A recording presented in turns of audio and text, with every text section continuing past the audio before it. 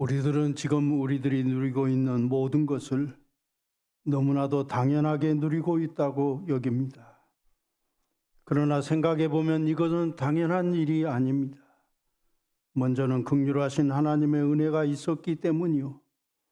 또한 우리 주변에 있는 수많은 사람들이 서로 도와주고 수고하고 사랑해 주었기 때문에 우리들이 이런 혜택을 누리며 살고 있습니다. 그래서 믿음의 사람들은 범사에 감사하며 살아야 합니다. 1945년 해방 전후만 해도 우리나라는 지구상에서 가장 못 사는 최빈국이었습니다. 6.25 전쟁 직후에는 먹을 것이 없어 미군 병사들이 먹고 남긴 음식으로 꿀꿀이 죽을 끓여 먹었습니다. 그런데 지금 우리들은 얼마나 잘 먹고 잘 살고 있습니까? 또 우리나라 국가 위상이 얼마나 높아졌습니까? 여행을 해보면 전 세계적으로 K-팝, K-푸드, K-컬처 등 모든 분야의 한류 열풍이 세차게 불고 있음을 온몸으로 체감할 수 있습니다. 전 세계 어느 나라를 여행해도 상대방에게 우리나라 말로 물어봐도 웬만큼은 의사소통이 됩니다. 이만큼 우리나라가 세상에 알려졌고 우리나라의 국격이 높아졌습니다. 그러니 얼마나 대단한 변화입니까? 그러나 생각해 보면 우리나라는 별것 아닙니다. 땅도 좁고 자원도 별로 없습니다. 특별히 오늘날 산업의 필수 자원인 석유는 단 한 방울도 나지 않습니다. 인적 자원도 많지 않습니다.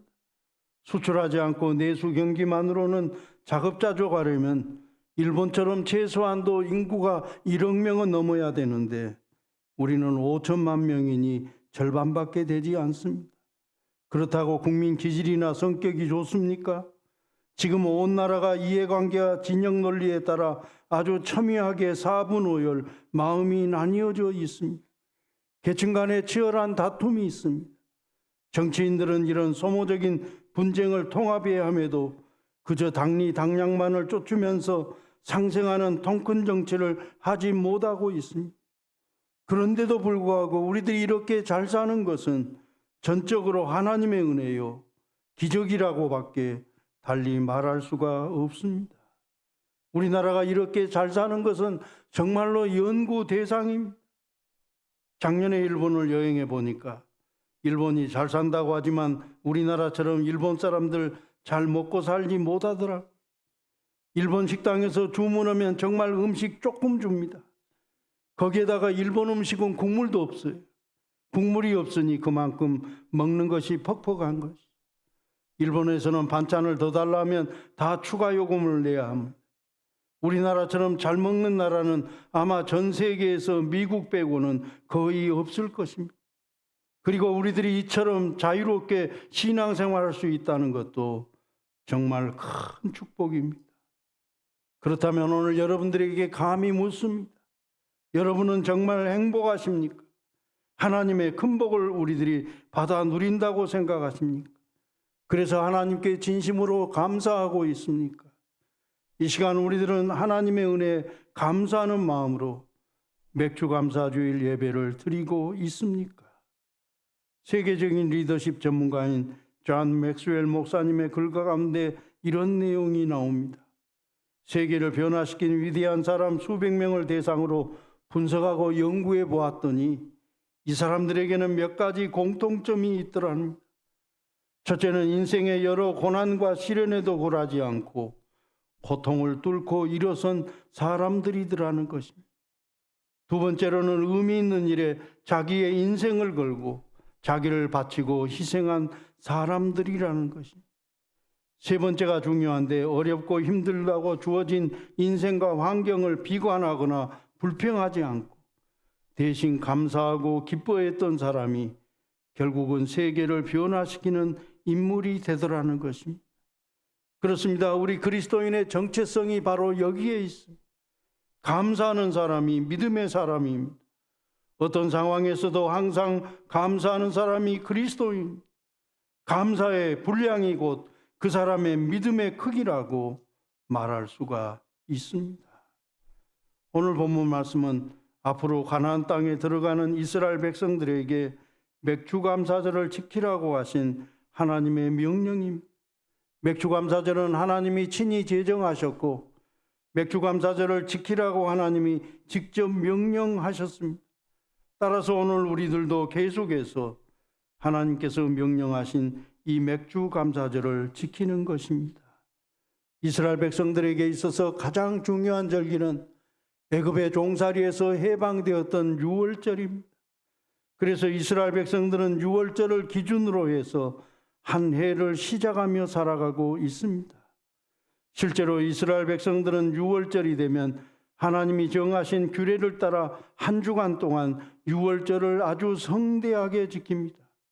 그리고 이 절기로부터 7주가 지나게 되면 그들은 하나님의 명령에 따라 맥주감사절을 지키게 됩니다. 특별히 맥주감사절은 처음 익은 열매를 하나님 앞에 예물로 드린다고 해서 초실절이라고도 했습니다. 그런데 이 처음이라는 단어는 매우 아름다운 말이고 또 뜻이 깊은 말입니다. 먼저는 시간적인 의미로서 순서나 서열을 말합니다. 그러니까 처음은 첫 번째, 맨 먼저를 가리키는 것이죠. 그러나 이보다 더 중요한 것은 이 말 속에 담겨져 있는 내면적인 뜻으로서 처음이라는 말은 나에게 있어서 가장 소중한 것, 가장 귀한 것, 가장 으뜸되는 것, 나의 전부를 가리키는 것이죠. 실제로 어떤 사람이 큰 상을 받았을 때 사회자가 수상자에게 묻지 않습니까? 수상의 영광을 누구에게 돌리시겠습니까? 그러면 수상자가 가장 첫 번째로 말한 사람이 그 사람에게 있어서는 가장 귀한 사람이죠. 그런데 믿는 그리스도인들 같으면 이 첫 번째 감사한다는 얘기를 할 때 제일 먼저 누구를 말합니까? 그렇습니다. 하나님께 영광을 돌리는 것이죠. 그래서 수상 소감만 들어보면 그 사람이 어떤 사람인지 어떻게 살았는지 대충은 알 수 있는 것이죠. 이 처음을 누구로 정하고 사느냐에 따라서 삶의 질이 달라지고 삶의 자세가 달라지고 삶의 목적이 달라지는 거예요. 그래서 결국 그 사람의 운명이 달라지는 것입니다. 따라서 맥주감사절이란 우리들에게 있어서 가장 귀한 것, 가장 소중한 것, 가장 가치 있는 것을 하나님께 드리는 감사절이라고 이렇게 정의를 내릴 수 있겠습니다. 오늘 본문 10절 말씀에 내 하나님 여호와 앞에 77절을 지키되 내 하나님 여호와께서 내게 복을 주신 대로 내 힘을 헤아려 자원하는 예물을 드리고. 그렇습니다. 맥주감사절을 지키는 우리들은 하나님께서 복을 주시는 대로 최선을 다해 예물을 드려야 됩니다. 여러분, 그냥 부담 없이 대충 성의 없이 드리는 것은 감사 예물이 아닙니다. 먼저는 하나님이 우리에게 베풀어 주신 그 은혜와 복을 헤아려 봐야 할 것입니다. 또한 우리들이 할 수 있는 범위 내에서 최선을 다하고 힘을 다하고 정성을 다해서 예물을 드려야 한다는 것입니다. 그런데 이 맥주감사절을 지키는데 매우 흥미롭고 중요한 점이 있습니다. 그것은 하나님께 제물을 드릴 때 온전히 불로 태워드리는 번제를 요구하고 있다는 사실입니다.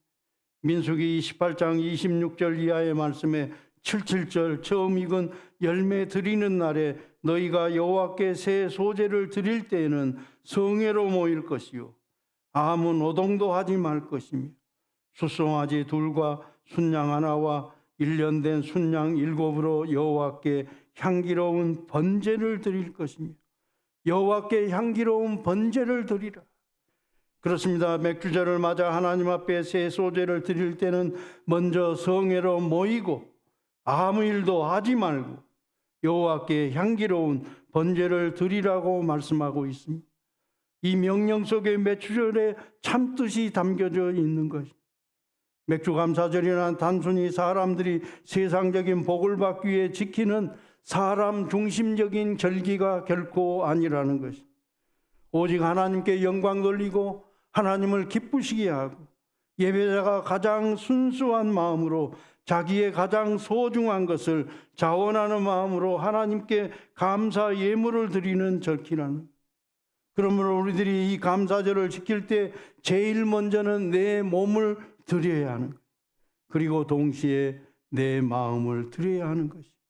여기 함께 모였다고 하는 것은 곧 내 몸을 드리는 것을 말합니다. 아무런 노동도 하지 않았다는 것은 내 마음을 하나님 앞에 전적으로 드리는 것입니다. 그리고 흠없는 제물을 하나님께 번제로 바칩니다. 이것은 하나님께 우리의 모든 것을 다 바치는 그런 헌신을 가리키는 것이죠. 실제로 아브라함은 100세 얻은 아들 독자 이삭 제물로 바쳤어요. 한나는 기도로 얻은 소중한 아들, 하나밖에 없는 아들 사무엘을 하나님의 종으로 바쳤어요. 그리고 이스라엘 백성들은 광야 생활을 이제 끝내고 약속의 땅인 가나안에 들어가서 처음 거두어 드린 이 귀한 첫 열매를 하나님께 드렸던 것이죠. 그래서 오늘 우리들이 지키는 이 맥주 감사절이 귀하고 중요한 절기입니다. 그런데 오늘 우리는 이 감사절을 지키는 마음 자세 어떻습니까? 우리는 하나님께 무엇을 예물로 드렸습니까?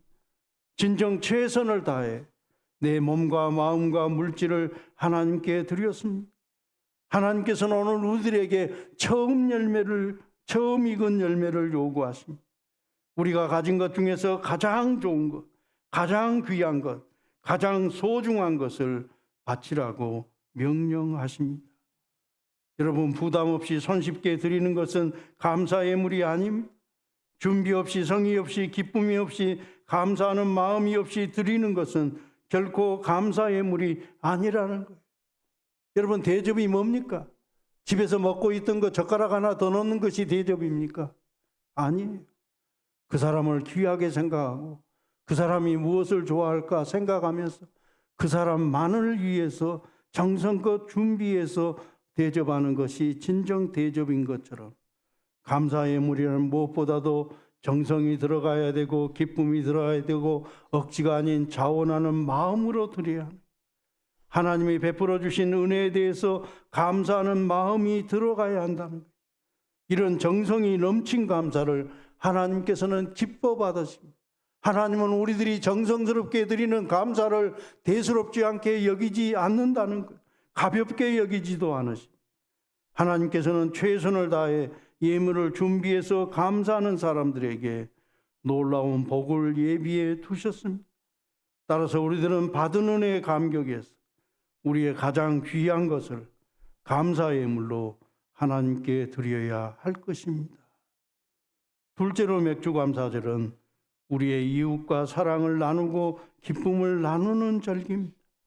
그래서 이스라엘 백성들은 이 절기를 가리켜서 기쁨의 성일이라 불렀습니다.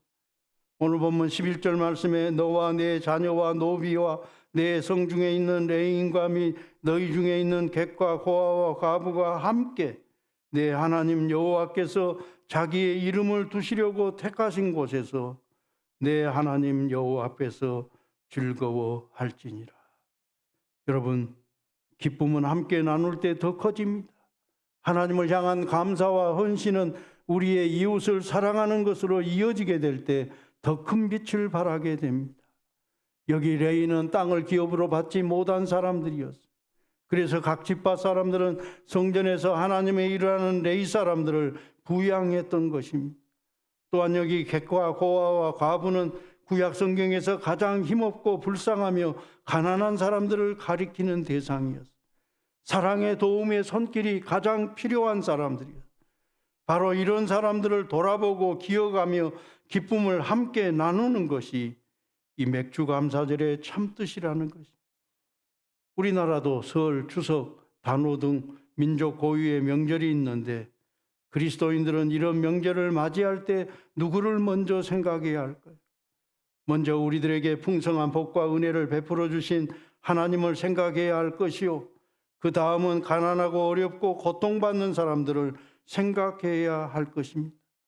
우리 교회도 명절을 맞이하게 되면 교회 내부적으로 어려운 사람들에게 조그마한 선물이라도 드려서 마음을 격려하고 있고, 교회 밖으로는 행정적으로 우리 교회와 가까이 있는 5개동, 성정 1동, 성정 2동, 신흥동, 어령동, 도산동의 어려운 사람들에게 명절 선물을 하고 있는 것이, 성탄절에는 주님이 이 땅에 오신 것을 함께 이웃들과 더불어 기뻐하면서 어린 학생들 외투를 사서 그들에게 전달하는 핫크리스마스 행사를 매년 하고 있습니다.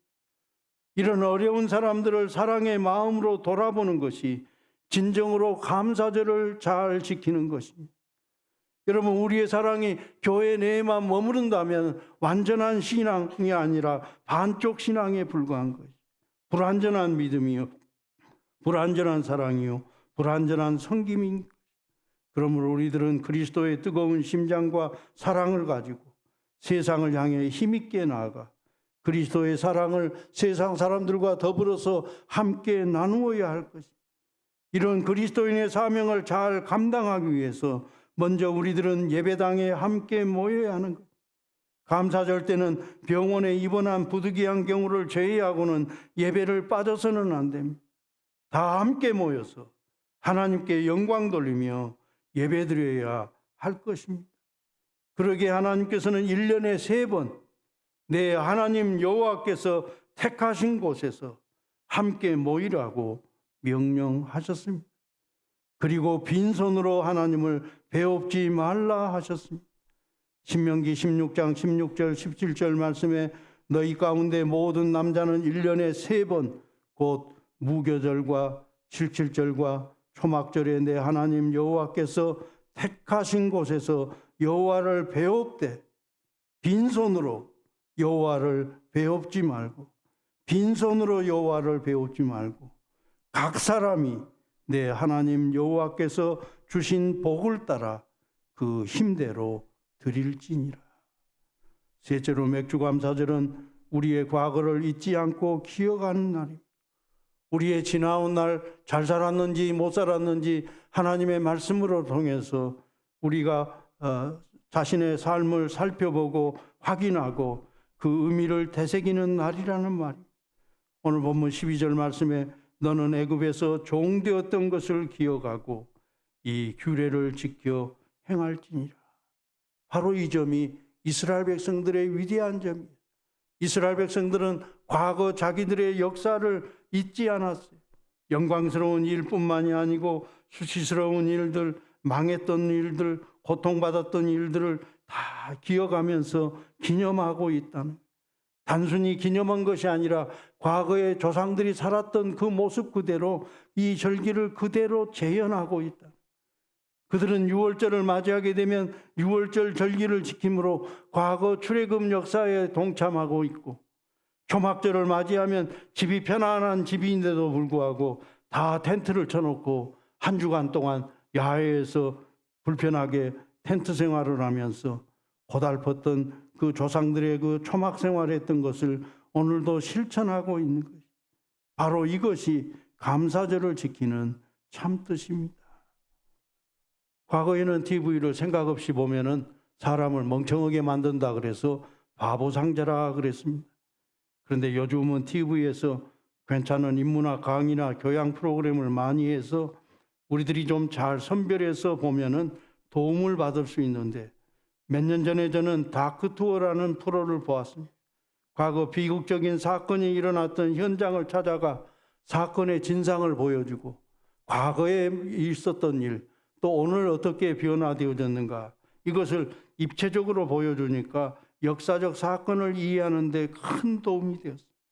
제가 본 내용 중에는 미국에서 일어난 연쇄 살인 사건, 9.11 테러, 미국 달라스에서 있었던 케네디 대통령 암살 사건 등이 있었습니다. 또 관광과 패션의 도시인 프랑스 파리 테러 사건을 다루었는데 정말로 끔찍했습니다. 지옥이 따로 없고 악마가 따로 없었습니다. 그런데 이런 엄청난 사건들을 겪고서 사람들이 현장을 복구하며 가장 중요하게 생각하는 것이 뭔가? 이 비극의 사건을 결코 잊어서는 안 된다고, 기억하자고 사건 현장을 잘 보존하고 있었습니다. 존 F 케네디 대통령의 저격 사건도 벌써 60여 년이 지났는데도 지금도 사건이 일어난 도로에다가 대통령이 피격당한 지점을 선명하게 표시해 두고서 그 비극적인 순간을 오늘도 기억하고 있었습니다. 몇 년 전 목사님들과 러시아를 여행하는데 각 도시마다 과거 2차 세계대전 중 전쟁에 참전해서 전사한 사람들을 기리는 영혼의 불꽃 전쟁 영웅 참전비가 세워져 있는 것을 유심히 보았습니다. 그곳에 횃불이 불타오르고 있었고 참전비에는 장교들뿐만 아니라 일반 사병들 이름까지도 전사자 이름들을 빼고 가게 다 새겨놓았더라. 수는 많지 않지만 우리 고려인들 이름도 있었어. 과거 1904년, 1905년 만주와 한반도 지배권을 놓고서 러시아와 일본이 전쟁을 벌였어요. 러일 전쟁이었는데 그때 예상을 깨고서 무적 함대를 보유한 러시아가 일본에게 아주 처참하게 졌어요. 러시아는 과거 러일 전쟁 패배의 치욕을 잊지 않으려고 러시아 극동 함대가 있는 블라디보스톡에서는 낮 12시가 되게 되면 지금도 일본 쪽 방향으로 대포를 한 방씩 빵빵 쏴는 거예요. 아직도 자기들이 건재하다는 것이요. 과거에 치렀던 전쟁을 지금도 기억하고 있다는 것이죠. 그런데 이런 비극적인 과거를 기억하는 것보다 더 귀하고 중요한 것은 하나님이 베풀어 주신 엄청난 은혜를 기억하면서 감사하는 것이죠. 이스라엘 사람들의 지혜의 보고인 탈무드에는 이런 말이 있습니다. 최고 부자, 최고로 행복한 사람은 모든 일에서 감사하는 사람이다. 돈이 많다고 부자가 아니에요. 감사하는 사람이 진짜 부자예요. 아브라함 링컨 대통령도 말합니다. 감사할 줄 아는 사람마다 발전이 있다. 이 말은 소망이 있다는 말입니다. 왜 그렇습니까? 감사하는 사람에게 진정한 힘이 있고 감사하는 사람이 앞으로 잘 된다는 말이죠. 1998년 미국 듀크 대학병원의 해럴드 퀘니와 데이비드 라슨이라는 두 의사가 아주 재미있는 실험을 했어요. 믿음 생활을 잘하는 사람과 그렇지 않은 사람의 건강과 수명에 대해서 한번 조사를 해봤어요. 실험 연구의 결과인 예수를 잘 믿고 신앙생활 잘하는 사람과 그렇지 않는 사람 뭐가 차이가 있는가 이렇게 비교를 해봤더니 찬양하고 감사하고 예배를 잘 드리는 사람은 그렇지 않은 사람보다 평균 7년을 더 오래 산다는 사실.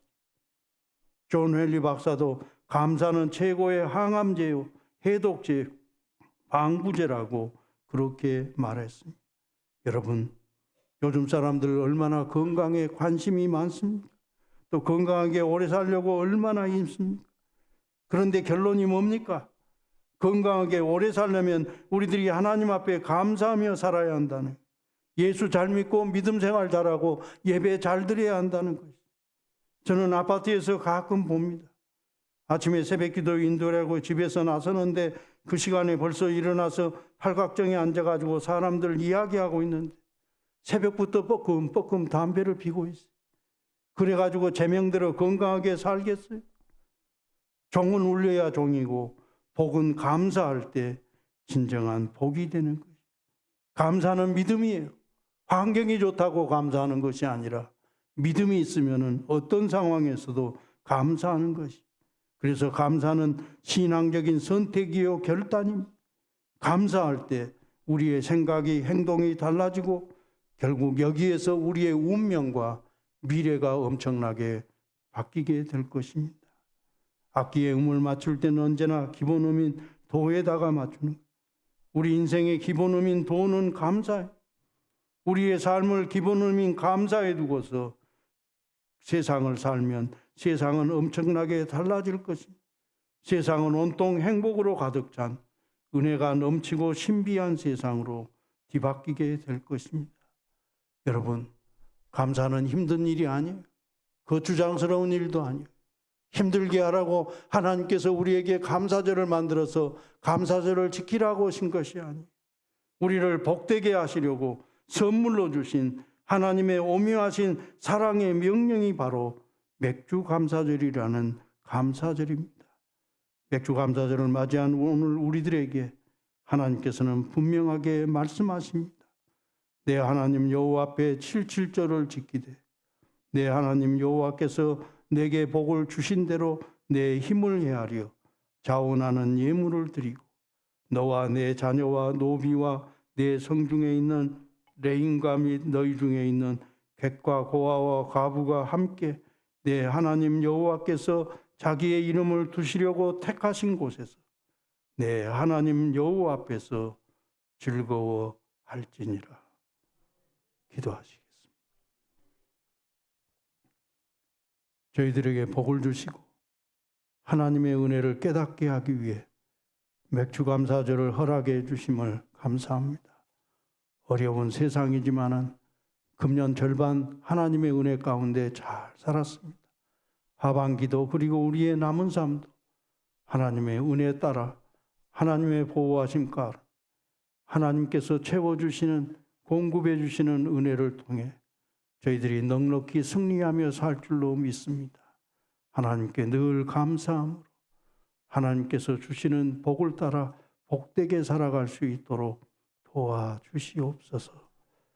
예수님의 거룩하신 이름으로 기도드리옵나이다. 아멘.